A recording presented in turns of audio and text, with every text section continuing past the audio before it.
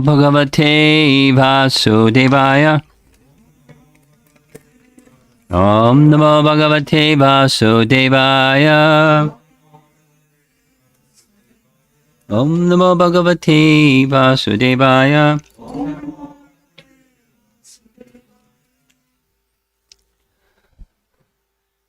It looks like we'll be able to finish this whole chapter 10. Last two verses. The last two verses lead into the next chapter. Krishna has completed explaining, giving transcendental knowledge to Uddhava, the detachment resting upon knowledge.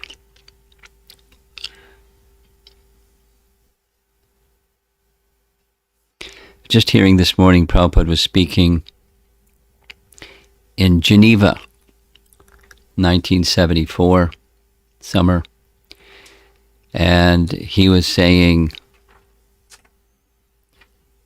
in India it's very difficult. The parents want their children to become grihamedis. They want their children to become nicely situated in good education, good job, good money, good family, good home. And now our duties as householders are complete. He said it several times, very difficult. But in the West, you have an opulence. One of Krishna's 6 opulences, detachment, and you're very detached.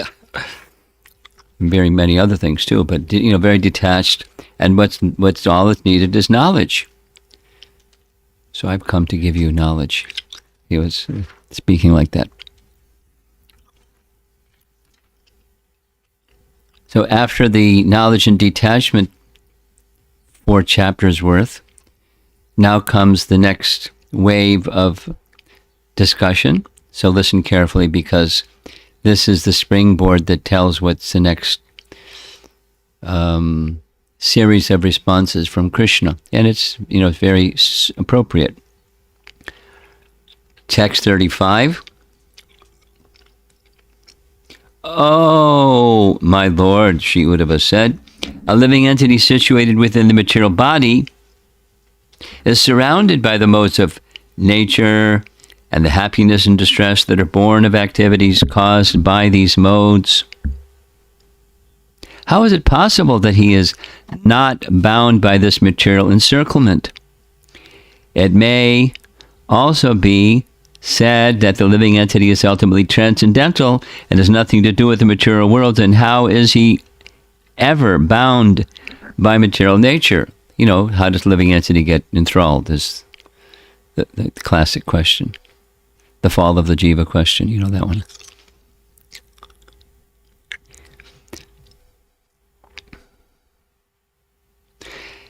This question of Uddhava is not identical, but almost identical with Devahuti's question of Kapila Dev. It's the same type of question.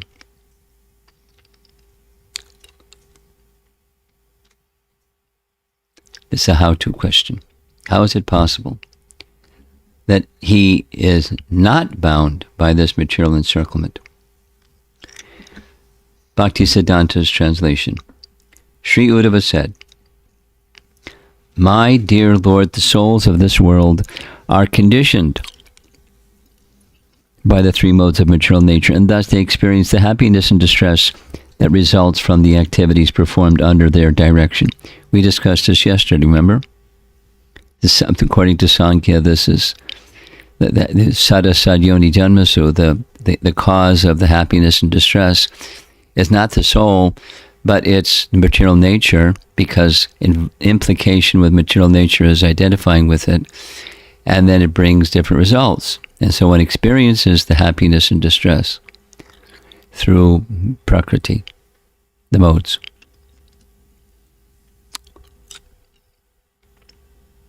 How can the conditioned souls be considered as independent? One can argue that the living entity is spiritual in nature and thus has nothing to do with this material world. If this is the fact, then how has he become bound up by nature?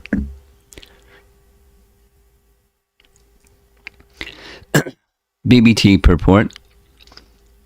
Due to the influence of the modes of nature, the material body generates fruitive activities, which in turn generate material happiness and distress.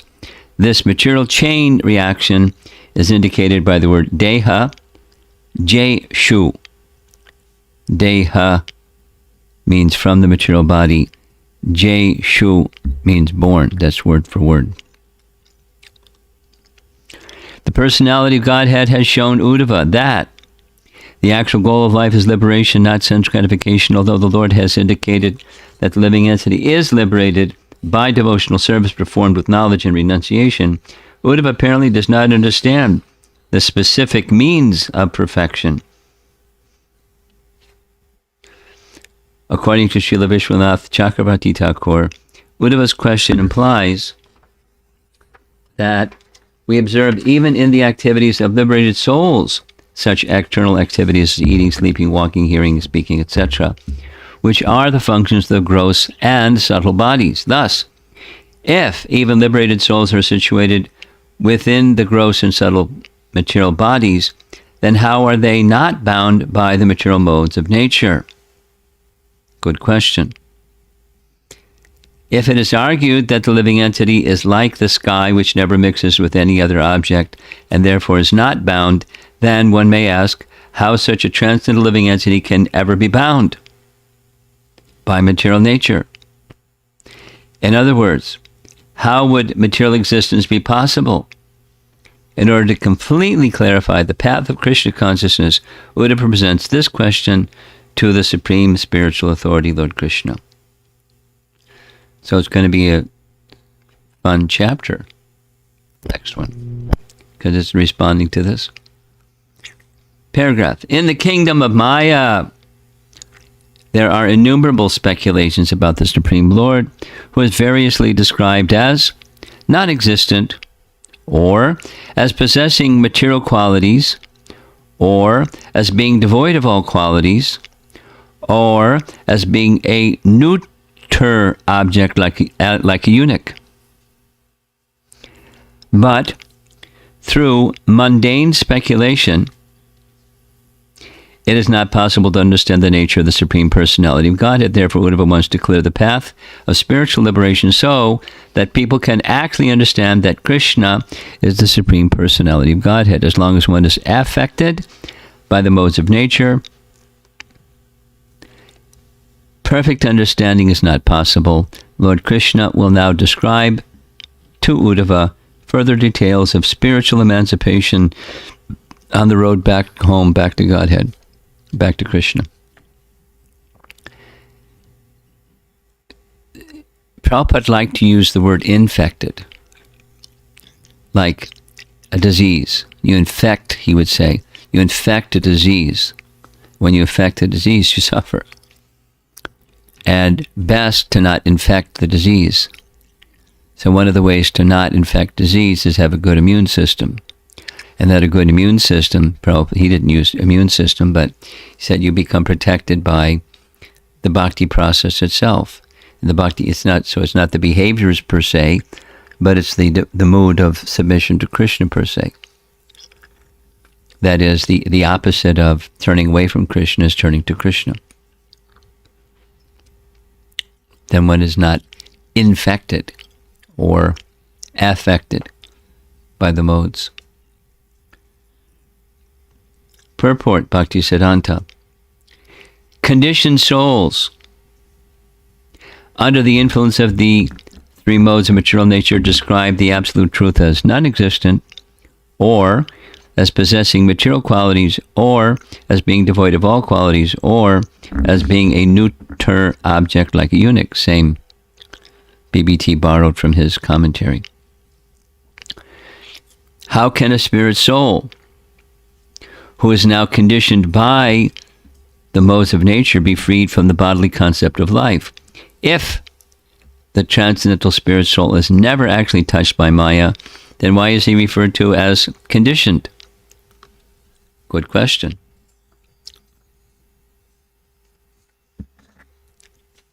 Vishwanath Chakravarti Thakur's commentary, glossed by Bhaktisiddhanta. It appears to ordinary people that even liberated souls also eat, sleep, walk, talk, and perform other similar activities just as they do. Considering this, how can it be said that a liberated soul is not bound by his gross and subtle bodies, which act under the direction of the three modes of material nature? It may be questioned that if the soul is like the sky, in that it never mixes with anything, then how it became conditioned by material nature? Same good question as before. Uddhava presents such arguments just to clear up the understanding of actual spiritual life. Here's Vishwanath's actual commentary. Quote, according to you, the goal is liberation. This is achieved by practice of bhakti, gyan, and vairagya. When that takes place, a person is said to be liberated, but I do not understand this, unquote.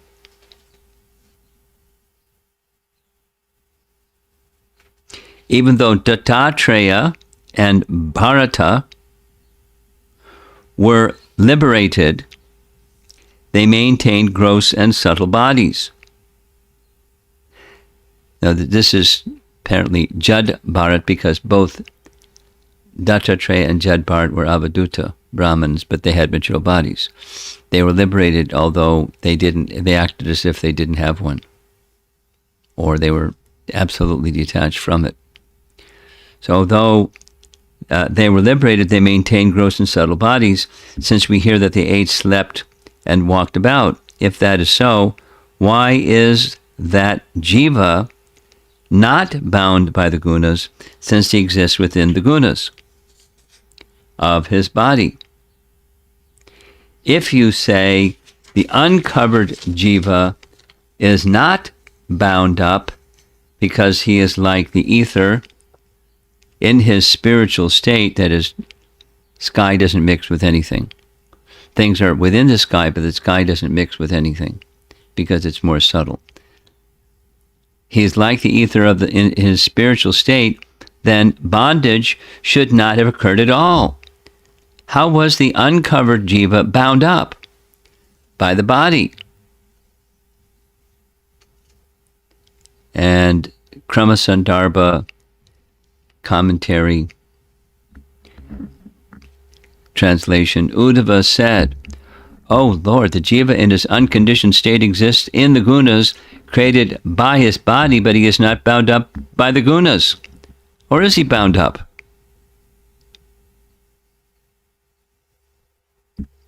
And commentary, though the jivas exist uncovered by the gunas, deha jeshu, does he not become bound up?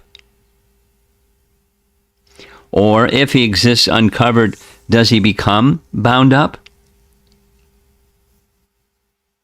In the absence of the gunas, the jiva would be liberated. The gunas would, by their nature, cover him if present.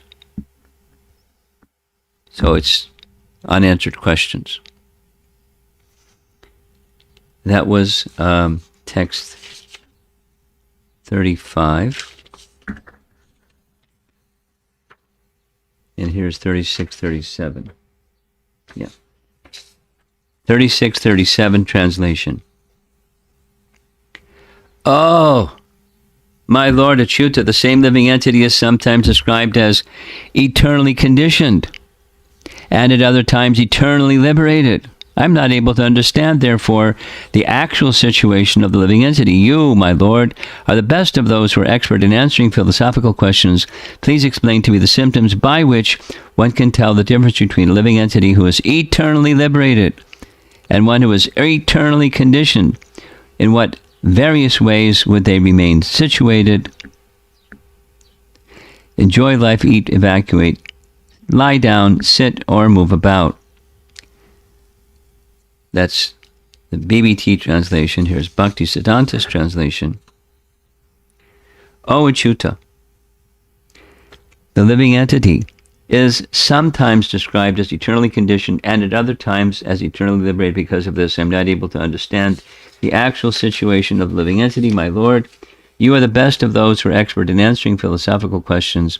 Please explain to me the symptoms by which one can tell the difference between a living entity who is eternally liberated and one who is eternally conditioned. In what ways are they situated and how do they enjoy life? It sounds like almost verbatim for the BBT. Good for them. Here's the BBT purport. In previous verses, Lord Krishna has explained to Uddhava that an eternally liberated soul is beyond the three modes of material nature, since the liberated soul is considered to be beyond even the superior mode of goodness. How can he be recognized? By false identification with the modes of nature which produce one's own material body, one is bound by illusion. On the other hand, by transcending the modes of nature, one is liberated. However, in ordinary activities, eating, evacuating, relaxing, sitting, sleeping, a liberated soul and a conditioned soul appear to be the same. Therefore, Uddhava is inquiring, quote, by what symptoms can I recognize that one living entity is performing such external activities without false ego, and by what symptoms I can recognize one who is working under the illusory bondage of material identification? This is difficult because the ordinary bodily functions of liberated and conditioned personalities appear similar, unquote.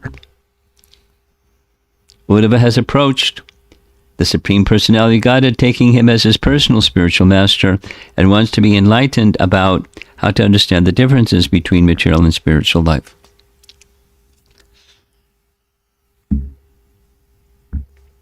Paragraph.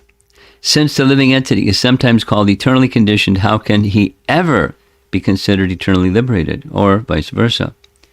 This is an apparent contradiction which will be cleared up by the Supreme Personality of Godhead.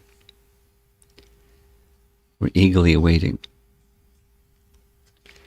Bhaktisiddhanta's quite extensive purport starts in the Chaitanya Charitamrita Madhya Lila, chapter 20, text 109, and then again 117. It is said, Jivera Swarupaya Krishnera Nityadas Krishnera Tatasta Shakti Beda Bed Prakash. Translation. It is the living entity's constitutional position to be an eternal servant of Krishna because he is the marginal energy of Krishna and a manifestation simultaneously one with and different from the Lord. And then same chapter, verse 117. Krishna Buli se Jiva Anadi Bahir Mukha Ataiva Maya Tare Deya Sangsara Dukha. Bahir Mukha. It's right there in Chaitanya Charitamrita. It's a phrase that Jiva Goswami also used. By forgetting Krishna, the living entity has become materialistic since time immemorial. And therefore, the illusory energy of Krishna is giving him different types of miseries in material existence.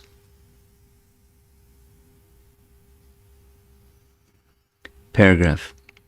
Conditional and liberated, both these states are adjectives. These two natures, when seen from two different angles, are known by two different names.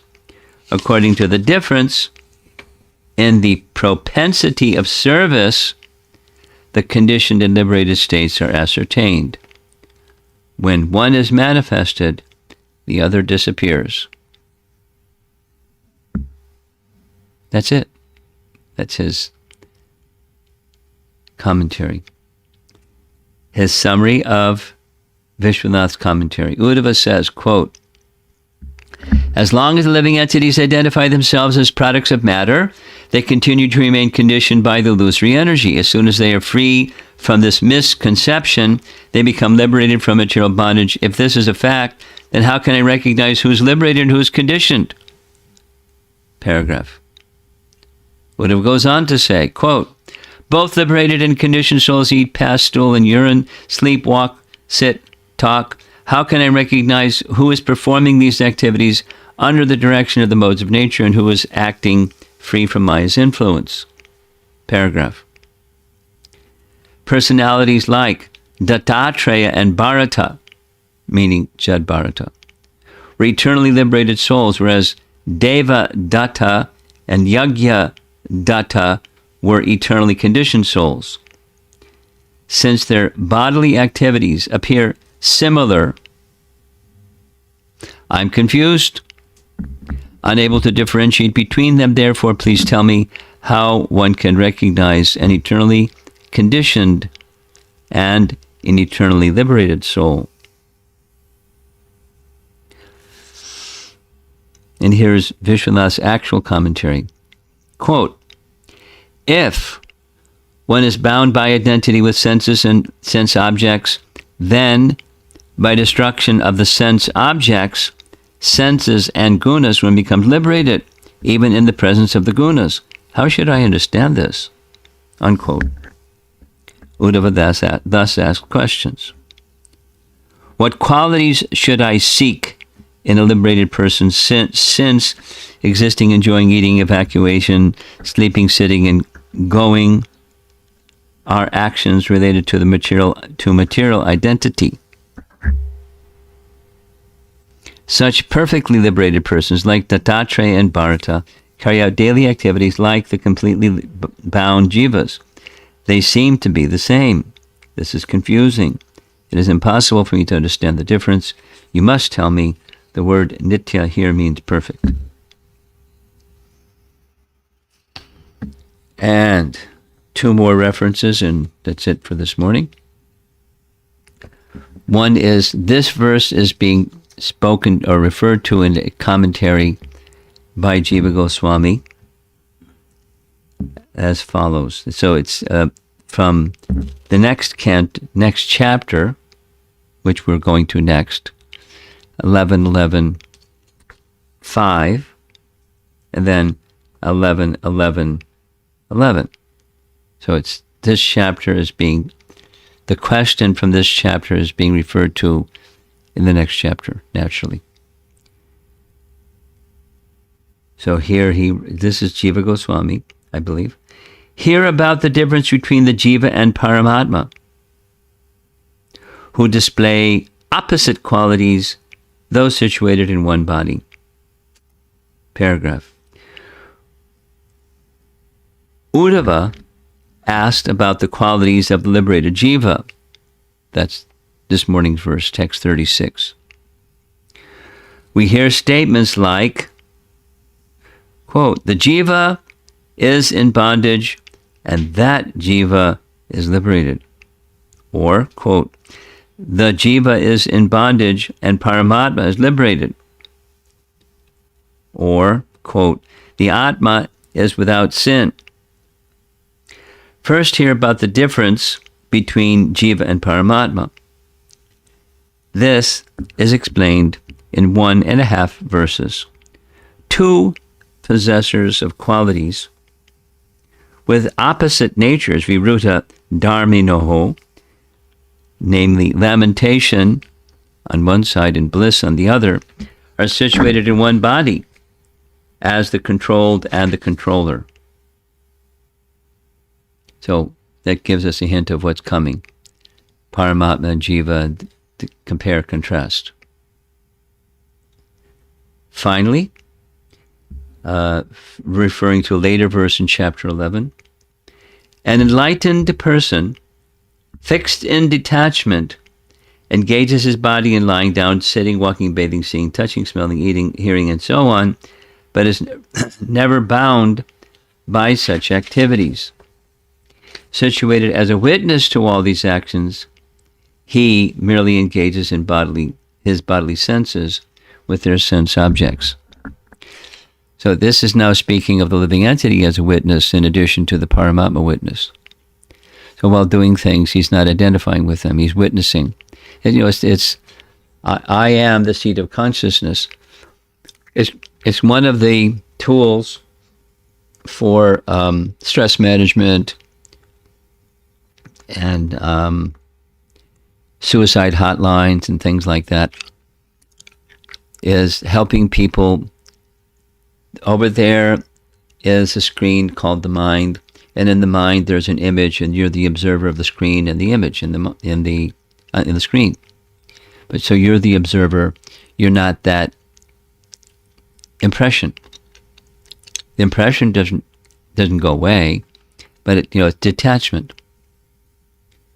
So a self-realized soul has that detachment. They see, they move, they walk, they do, they interact with the world around them, but they see themselves as the observer and not the observed, and the emotions connected with those interactions. Last paragraph. Uddhava asked, quote, how does he sleep and eat? This morning's verse. This is answered in 3 verses. The bound jiva is bound to joy and sorrow arising from his actions, for attaining sleep, sitting, or eating out of attachment. Sadasadyoni Janmasu, Bhagavad Gita, same. Sankhya. We're the cause of our good fortune, ill fortune, or the happiness or the stress. But the happiness or the stress is in the mind. It's just we're the observer of it, and because of false ego, we identify with it. There's this, and then there's this feeling connected to this. There's that, but it's not who we are. But because we identify with it through the agency of false ego, we experience good fortune, ill fortune, happiness and distress, duality. So this next chapter is detachment from that misconception. It's furthering these last 4 chapters in practical life. At least that's the intention of Krishna to Uddhava. The liberated person is not bound while doing these activities, even though he may experience a little joy or sorrow, as in Bhadita Nuvriti. Bhadita Nuvriti. This is because he is detached. Though he engages his senses in sense objects, he remains as the witness, and does not personally involve himself. We have a long ways to go, right?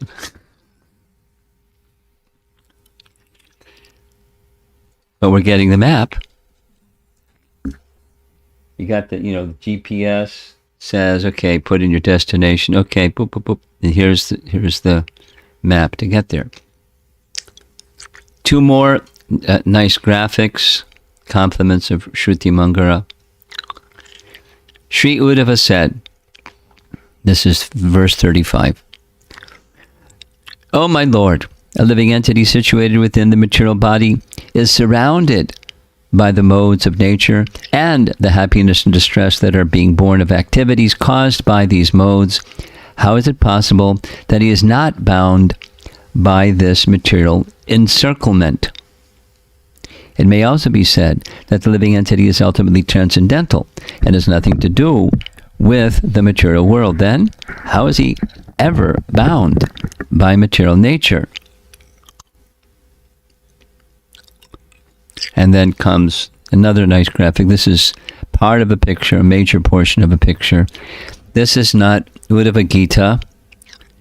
This is what happens later. What happens later is that Krishna sends Uddhava to go speak to the sages of Badrinath, the sages of Naranarayan, Rishi, and he starts to go. And then they're in Dwarka. Krishna leaves Dwarka, goes to what you see here, the bank of the river Saraswati near Prabhas. And Uddhava can't take separation from Krishna. He doubles back. and he finds Krishna leaning against a young banyan tree, as you see here, manifesting his four-armed form. And Uddhava makes further inquiry. That's what the picture is, but we're still in Dwarka here, so here's what he says to Krishna in Dwarka. Oh, my Lord Achyuta,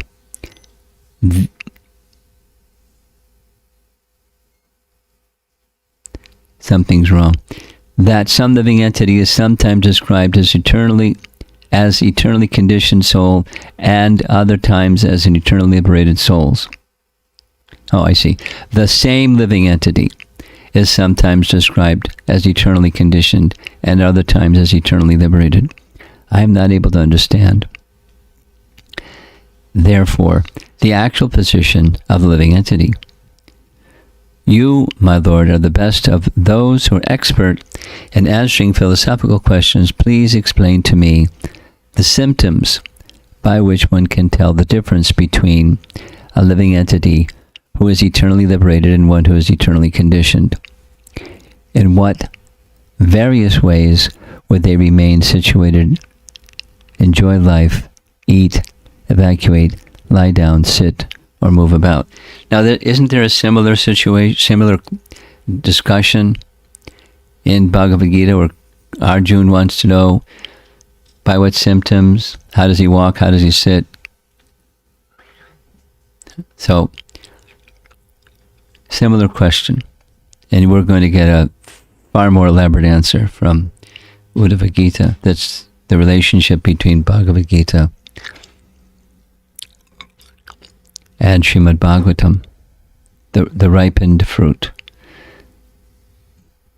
And all the while, Uddhava understands liberation is what Krishna is advocating, but of course liberation in the complete form is devotional life.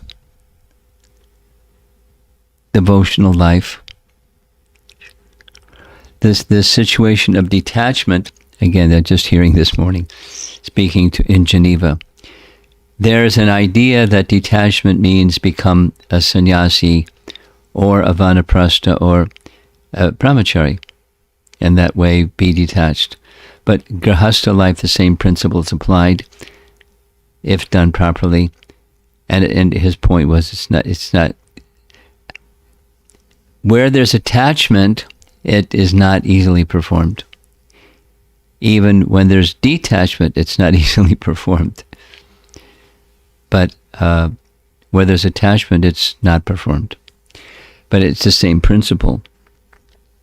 And the same principle that we heard earlier in this chapter 10, seeing things as being separate from the Lord, that's Maya. And as long as one sees things separate from the Lord, one is bound by Prakriti. And Prakriti, bound by Prakriti, means the modes of nature. And as one acts according to the modes of nature, one experiences the worldly happiness, distress, guaranteed, worldly happiness and distress, and guaranteed also fruitive activities, which means bondage to future bodies. And it's perpetual. It's a perpetual motion machine. Unless there's starting with knowledge and detachment, then leading into a life of devotion to what's behind, which we can't see when we're living in an attached life. So knowledge and detachment is preliminary. It's not the essence.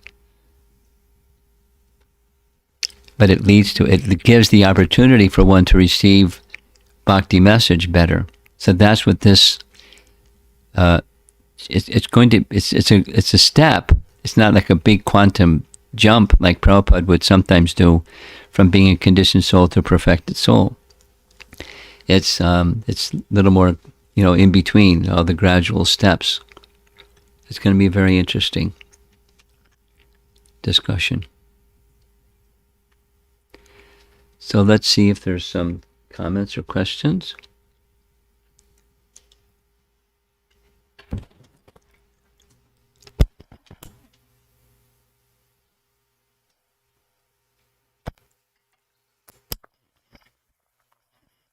Hare Krishna Guru Maharaj. I'm just thinking in regard of family life, where attachments outside of the family or very close circle, being observant It's and okay.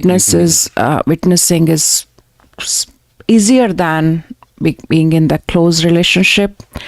I felt being observant and witnessing, it still bring lot of pain, and seems like that sense of feel to be loved, or so many needs are being challenged, and still that there's a lot of pain and still Yeah. comes with Yeah. We've discussed this, then we'll do it again. Let's go to the transcendentalist who's beyond the modes. And you know that one of the examples that I've been referring to lately is Suniti. I mean, she's as far as I can see, as far as I can understand, she's a pure devotee. And when she hears what happened to Dhruva, she feels really sad. She feels very disturbed. And at the same time, she doesn't depart from shelter.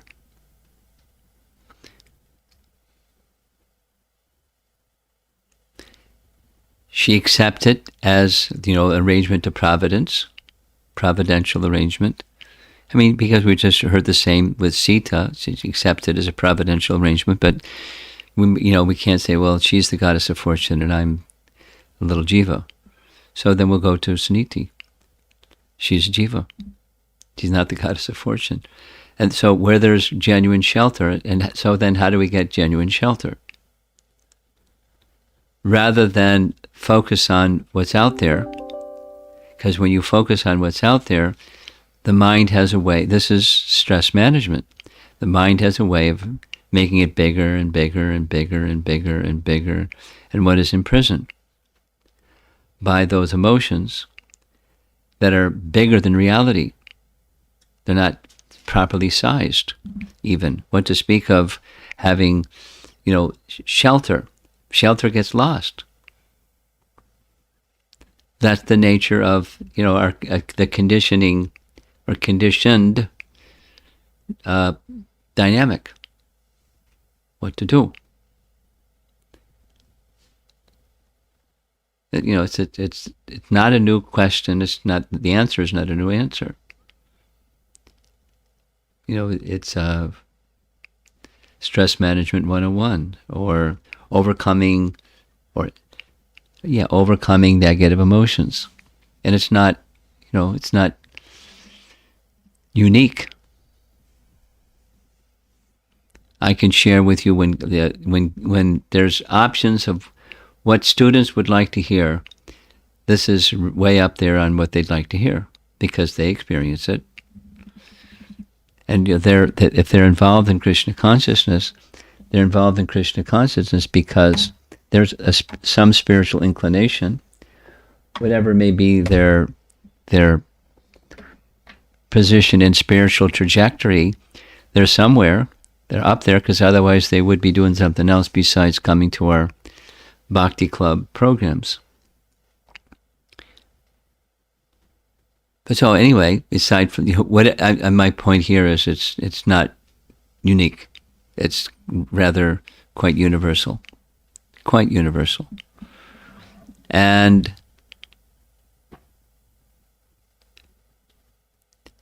so then there's steps of what to do. I can repeat the steps, but you've heard them, listen to the recordings, and there's like 10 times over explained what the steps are. And then, the nature of emotion, the modern phrase, one of the modern phrases is emotional intelligence. So with the intelligence, one can manage emotion. Emotional intelligence. Some people are better at it than others, and sometimes it's better and sometimes it's more difficult, and all of those things. But a spiritual conception goes even beyond emotional intelligence. It's being grounded in our relationship. So back to Suniti. She's grounded in her relationship. And so she knew what to do. And she did it. Because intelligence was given, she received it, and she used it. She helped her son, to whatever degree he would listen.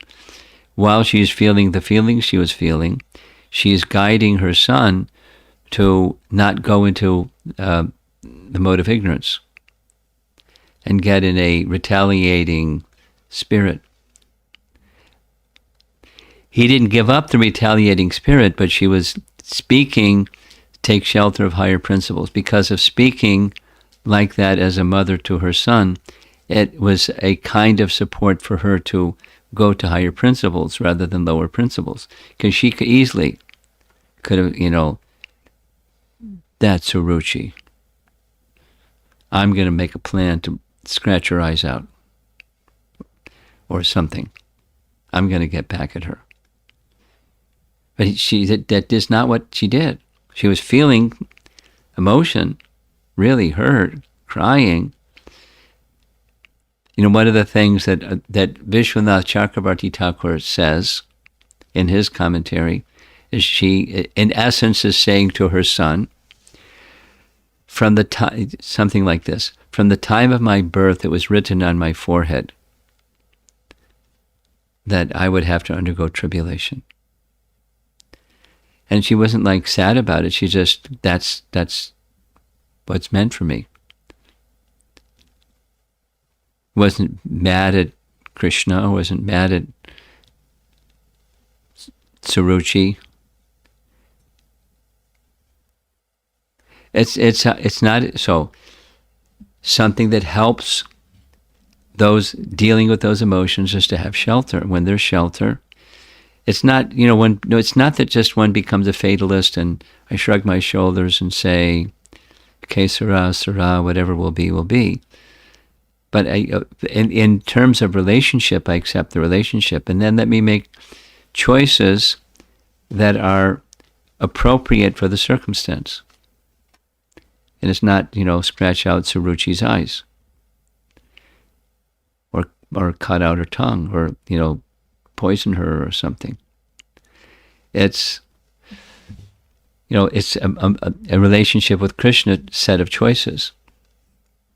And as a mother, she was doing primarily for her son. Anyway, so that she's a role model for dealing with the negative emotions that come about simply because all these things we're reading from Sankhya were infected by the modes. Infected by the modes were covered by Maya. And covered by Maya, we do fruitive activities. And we do fruitive activities. We're experiencing the fruits of those fruitive activities, some up and some down, and some mixed. And we just keep going along on this roller coaster, and it doesn't stop. We vomit a few times, and then we're still on the roller coaster. So is that it?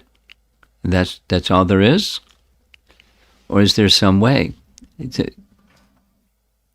Prabhupada's way of saying this is, it takes being thoughtful to become a devotee. Is this really necessary?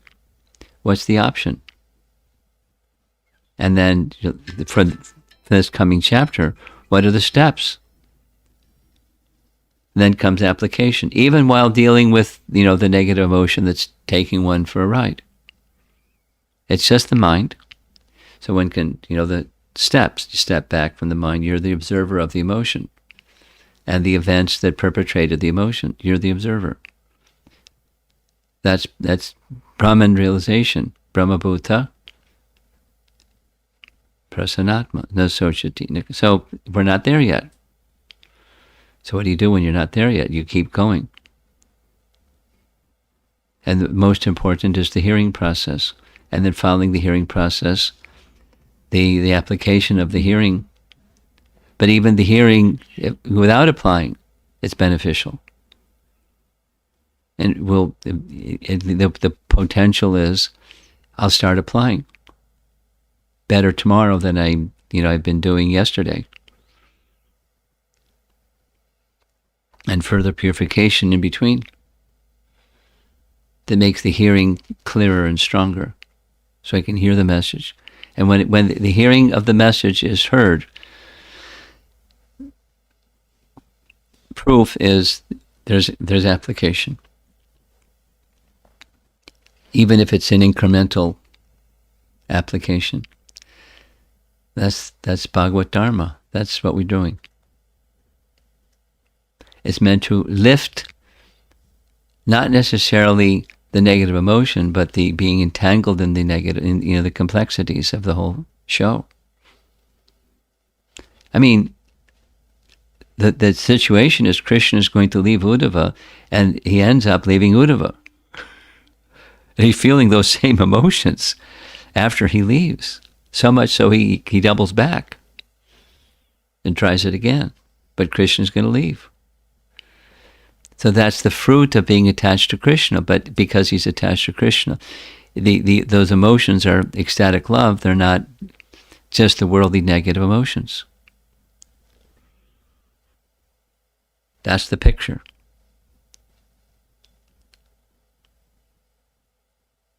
Transcendental emotion, replacing the mundane emotion that just keeps going around like a Ferris wheel, endlessly, with ignorance of who we are and our relationship. So it starts with turning our attention away, bahir mukha, just as we read, and the cure is turning attention again to Krishna. Antarmukha, looking within. Let's see if there's something else. Yes?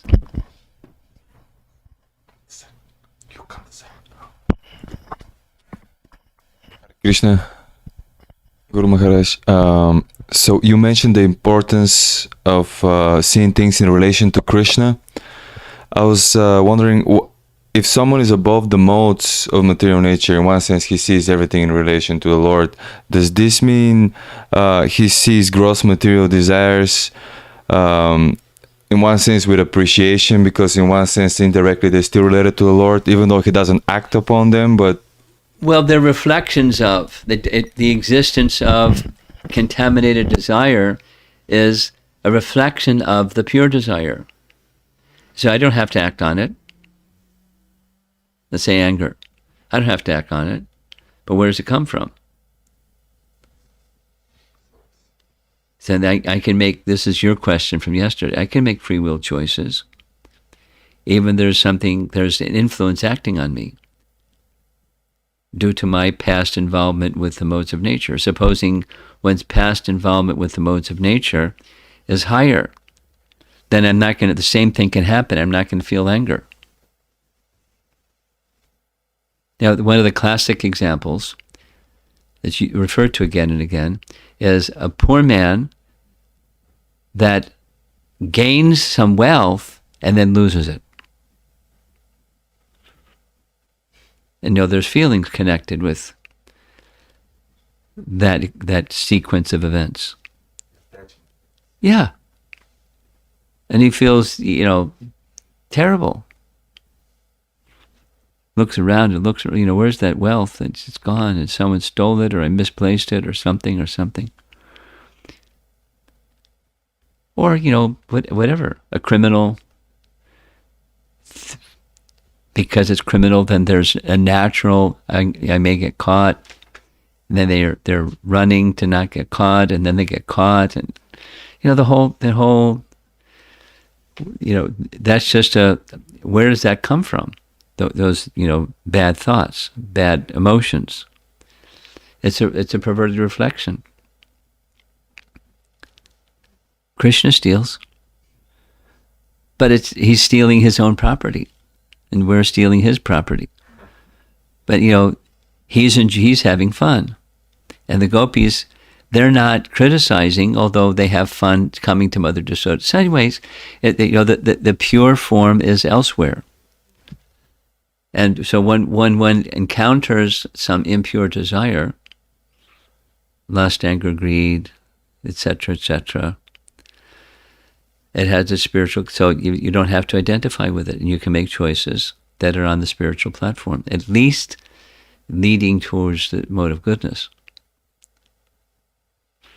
Not, and this is just hearing it this morning, whatever you do, don't go to the mode of ignorance. You don't be infected by the mode of ignorance. He was saying, so some persons think, let me prosper and enjoy. They become nice house, nice bank balance, nice family, everything's nice.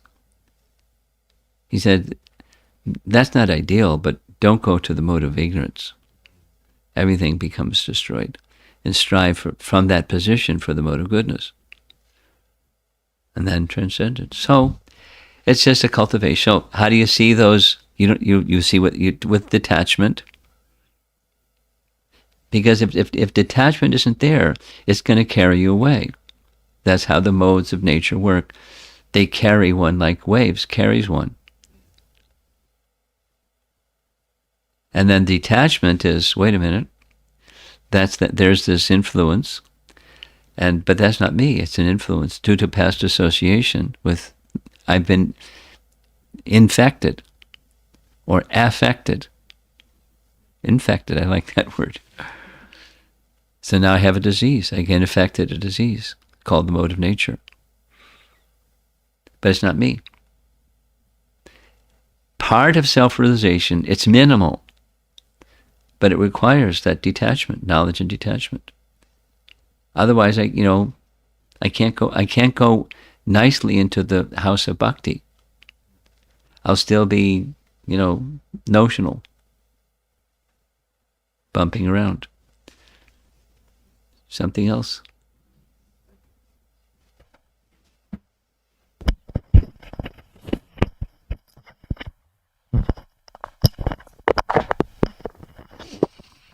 Hare Krishna, Guru Maharaj. Hearing these questions, I'm very anxious to hear the answers. Stay tuned. My question, Maharaj, the text 35, you mentioned that is similar to Mother Devahuti's question to Lord Kapila Dev.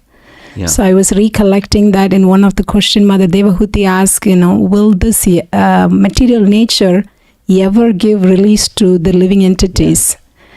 I don't remember the answer, but in the answer specifically is, bhakti has the power to dissolve that link between us and the material energy, which is the subtle body.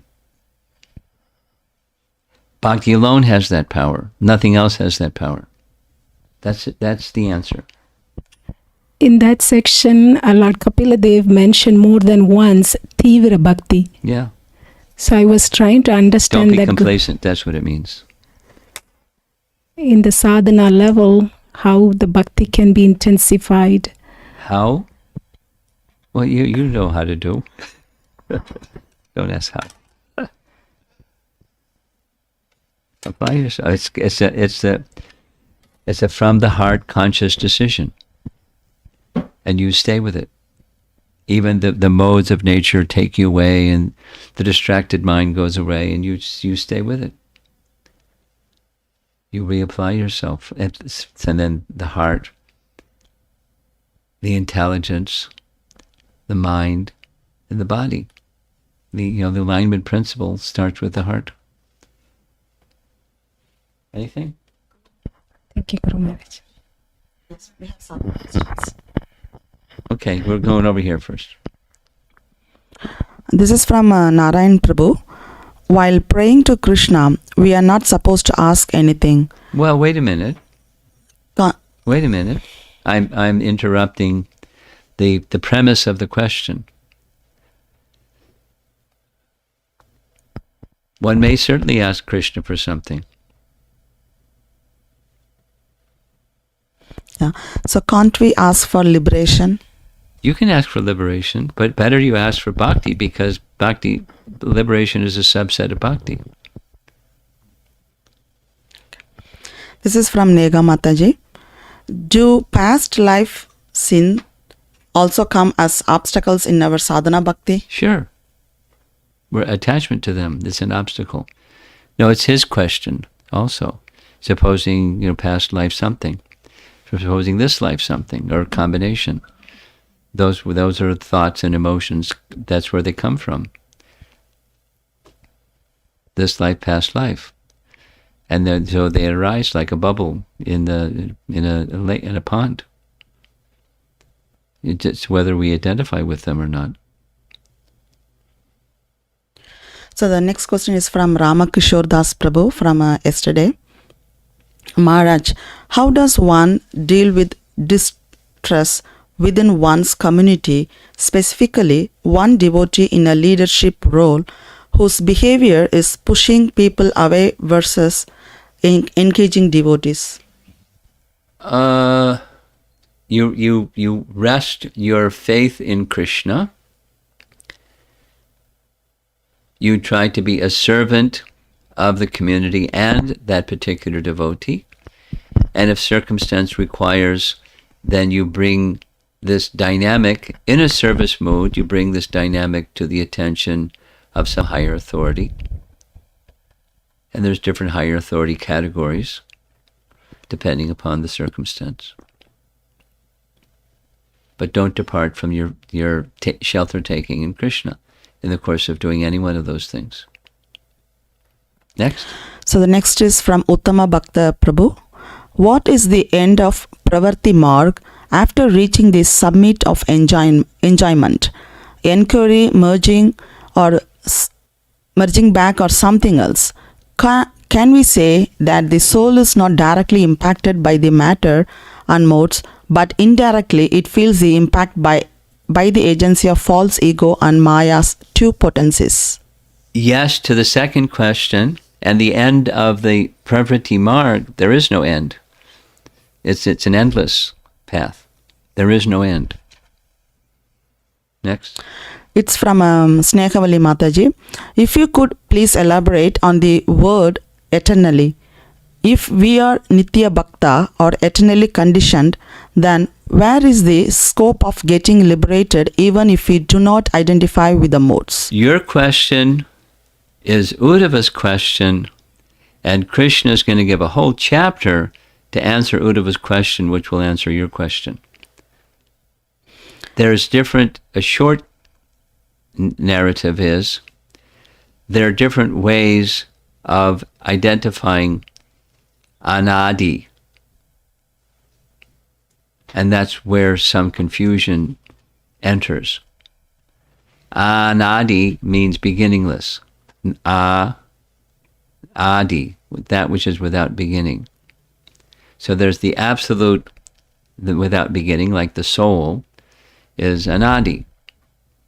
And then another one of the understandings of conditioned life is it's literally absolutely eternal. And another notion is you go back in time and back in time and back in time and back in time, and you can't find where the beginning is. That's another kind of understanding of anadi. And I request you, please read the coming chapter, and you'll find more questions as well as more answers. I anticipate many questions as we go forward in time with this question that Uddhava has raised. It's a classic. Next is from Sri Devi Mataji from yesterday's class. Regarding Swabhava and Swadharma, as I understand, Swabhava is our psychophysical nature influenced by guna, and it is materially situated. It is referenced different in yesterday's class. Could you please comment? Yes. According to context, one word may have different meanings. And it's not that if this meaning is right, then that meaning is wrong, or if that meaning is right, then this meaning is wrong. It can have different meanings depending upon context. And sometimes, this is one of those sometimes examples, that our acharyas will look at one word as having multiple possible meanings, and they elaborate, or at least indicate one meaning could be this, one meaning could be that, another meaning could be the other thing, and it's it's rendering the Sanskrit into the context of the statement that's being made, and one can read it this way and one can read it that way. It's for those of us with binary processor minds, it's like baffling. Because if it's this, then it can't be that, and if it's that, it can't be this. It's either this or that. So which is it? And our acharyas don't necessarily, sometimes they do like that, but they don't necessarily restrict themselves to it's either this or that. They look at the various options that fit into the big picture of Siddhanta. Krishna Tattva Siddhanta, the truths about Krishna. And it can have this meaning, can have that meaning. That's my explanation. It's not so. Some of the commentary we read yesterday was the classic, what we're used to hearing, what Swabhava means. What the Bhagavad Gita explanation. Brahma karma swabhava jam. Swabhava. The Brahmana is situated in the mode of goodness, and the Swabhava has certain symptoms mentioned in that section. So that's that's how we're accustomed to understanding the meaning of the word Swabhava. But in another context, it could mean something else and mean something else. This is from Amara Mataji. Knowledge and detachment are products of bhakti, but unless we have knowledge of Krishna Tattva and his unlimited mercy, the bhakti may not uncover. Here, Krishna is also instructing on detachment. Wait. Amara, your premise has flaws. And I could just let you go on with your premise, but the premise itself has flaws. For example, there is knowledge and detachment that is not arising from bhakti. The impersonalists, let's say, those who imperfectly read the Vedas, imperfectly means they don't make the bhakti connection. They have knowledge, and they have detachment. They have detachment, at least by external appearances, which seems really extreme, and not so common amongst the bhaktas who have knowledge of detachment of a different kind. But they have knowledge of detachment, devoid of bhakti. So the premise of your question, or the preamble here, is incomplete. Now, one of the conceptions of knowledge of detachment is that which arises from bhakti. Now, if that's the premise of your question, then you can read further what the question says. So how to understand that first bhakti is there and then it brings knowledge and detachment? Well, when bhakti awakens, then the incomplete bhakti becomes more complete, or it becomes substantial. It's not, now you see it, now you don't. It's not of a temporary nature. When real bhakti awakens, there's real knowledge and real detachment. That's how to understand it. That's it. We're done. There's something else over there. There is One more. Pass the microphone.